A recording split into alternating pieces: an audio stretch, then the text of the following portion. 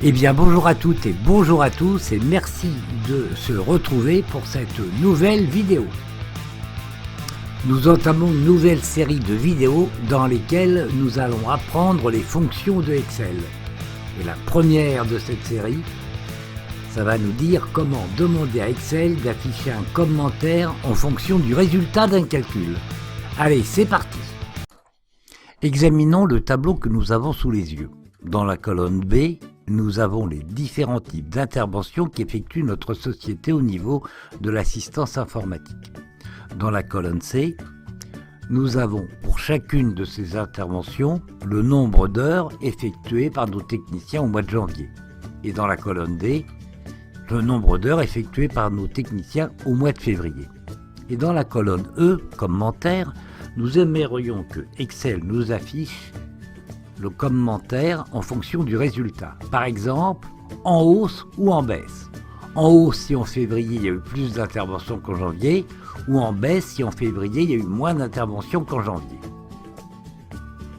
Pour cela, nous allons utiliser la fonction SI, SI, qui permet d'afficher un commentaire particulier si une condition ou une fonction est remplie.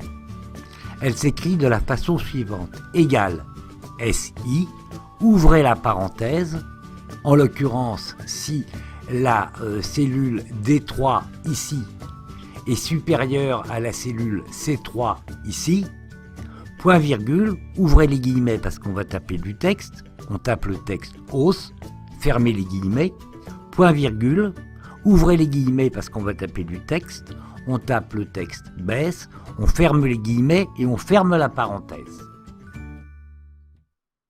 C'est ce que nous allons faire maintenant. On se place ici, dans la cellule dans laquelle on veut voir s'afficher le résultat. Et on tape, bien entendu, égal. Ensuite, on tape SI, SI. Et là, Excel nous affiche déjà la fonction SI. Donc on fait un double clic dessus. Une fois qu'on a fait ça, il ouvre la parenthèse.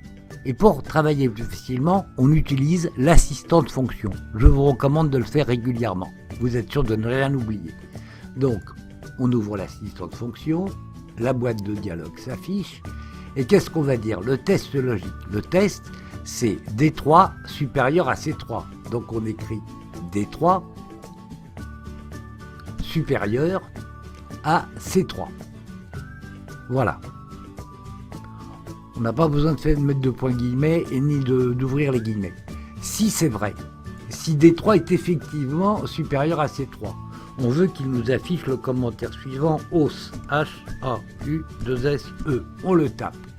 Et si c'est faux, on veut, et vous avez vu, il vient de mettre automatiquement les guillemets. Et si c'est faux, on veut taper baisse, B-A-I-2-S-E. Voilà. Et on dit OK. Et voyez, Excel nous l'affiche effectivement 104 heures. Par rapport à 87 heures, il y a une hausse.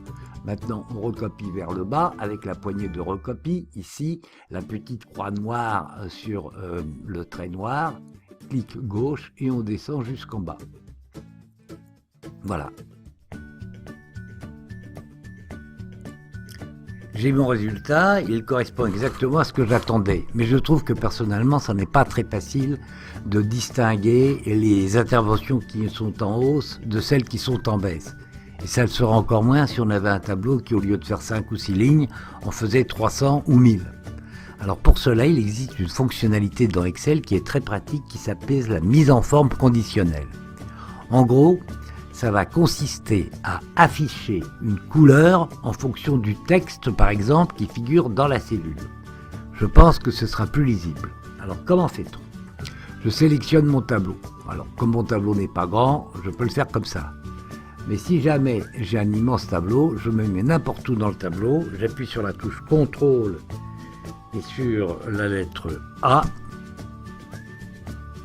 et automatiquement, tout mon tableau est sélectionné. Je suis dans le menu Accueil, et dans le menu Accueil, je vais aller ici, vous voyez, mise en forme conditionnelle. Je clique sur la petite flèche pour faire apparaître la boîte de dialogue, et voilà les différentes possibilités. Règle de mise en surbrillance des cellules. Ça tombe bien, c'est exactement ce que je veux. Je veux que certaines cellules aient une couleur différente pour que je puisse mieux les distinguer. Ça m'ouvre une deuxième fenêtre de dialogue. ou un menu contextuel comme vous voulez. Et moi, ce qui m'intéresse, c'est le texte. Je veux les cellules qui contiennent un texte particulier. Donc je clique ici, texte. Mettre en forme les cellules contenant le texte. Eh bien moi, je veux mettre en forme les cellules qui contiennent le texte os. Donc je tape os. Attention de taper exactement avec la même orthographe, sinon Excel ne comprendra pas. Et maintenant, je vais lui indiquer les couleurs. Alors il me propose remplissage rouge clair avec texte rouge foncé. Moi, ça ne me convient pas. Je veux un format personnalisé. Donc je vais ici et je clique sur format personnalisé. Le remplissage ici. Je veux que la case soit tout en jaune, remplie de couleur jaune. Donc je fais ça. Maintenant la police. Je vais chipoter un peu. Je veux demander que la police soit par exemple en couleur rouge. Et puis je veux que ce soit en gras italique par exemple. Et maintenant je dis OK. Et là je dis OK. Et vous voyez, Excel m'a mis dans la couleur que je lui ai demandé, dans la police grasse que je lui avais demandé en rouge, exactement toutes les interventions qui sont en hausse par rapport au mois de janvier. Ça, c'était la première chose. Maintenant, il y a une deuxième combine, si vous voulez, qui demande, de façon, si je veux regrouper toutes les interventions qui sont en hausse, je peux le demander à Excel. Donc je sélectionne mon tableau. Là, je vais dans Données maintenant et je choisis Trier. Voilà la boîte de dialogue. Trier par hausse et les valeurs qui sont en couleur de cellule. Et je vais choisir la couleur jaune et je dis OK. Et vous voyez, il m'a groupé dans le haut du tableau toutes les interventions qui sont en jaune, donc en hausse.